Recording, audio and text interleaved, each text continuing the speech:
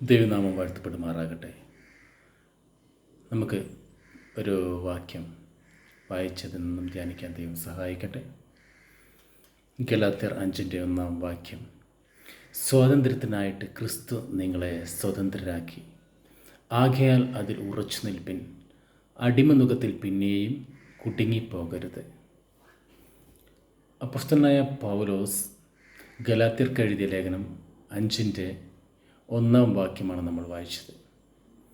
സ്വാതന്ത്ര്യത്തിനായിട്ട് ക്രിസ്തു നമ്മളെ സ്വതന്ത്രരാക്കി, ആകയാൽ അതിൽ ഉറച്ചു നിൽപ്പിൻ എന്നാണ് നാം വായിക്കുന്നത്. ഒരിക്കലായിട്ട് നമ്മെ കർത്താവായ യേശു ക്രിസ്തു പാപത്തിൻ്റെ അടിമത്തത്തിൽ നിന്നും നമ്മെ സ്വതന്ത്രരാക്കുവാനിടയായിത്തീർന്നു. തൻ്റെ ജീവൻ നൽകിയാണ് ദൈവം നമ്മെ പാപത്തിൻ്റെ അടിമത്തിൽ നിന്ന് സ്വതന്ത്രരാക്കി നിത്യമരണത്തിൽ നിന്നും നിത്യമായ ജീവനിലേക്ക് നമ്മെ കൊണ്ടുവന്നത്.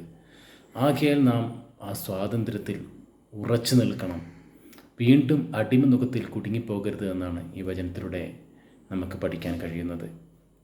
ഇസ്രായേലിനെ മിസ്രൈമിൽ നിന്ന് ദൈവം വിടുവിച്ച് കൊണ്ടുവന്നപ്പോൾ അവരെ കനാൻ നാട്ടിലേക്കുള്ള യാത്രയിൽ അവർ വീണ്ടും വഴിതെറ്റി അന്യദൈവങ്ങളിലേക്ക് പോകുവാനിടയായിത്തീർന്നു.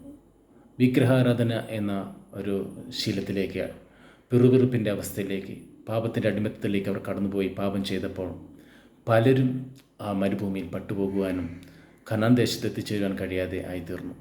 അങ്ങനൊരു അനുഭവം നമ്മുടെ ജീവിതത്തിൽ വരാതിരിക്കുവാൻ നാം ദൈവം നൽകിയ സ്വാതന്ത്ര്യത്തിൽ ഉറച്ചു നിന്നുകൊണ്ട് നാം അതിൽ നിലനിൽക്കണമെന്നാണ് ഈ വചനത്തിലൂടെ നമ്മെ ഉത്ബോധിപ്പിക്കുന്നത്.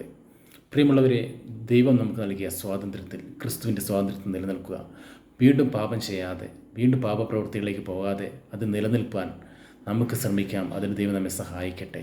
ആമേൻ.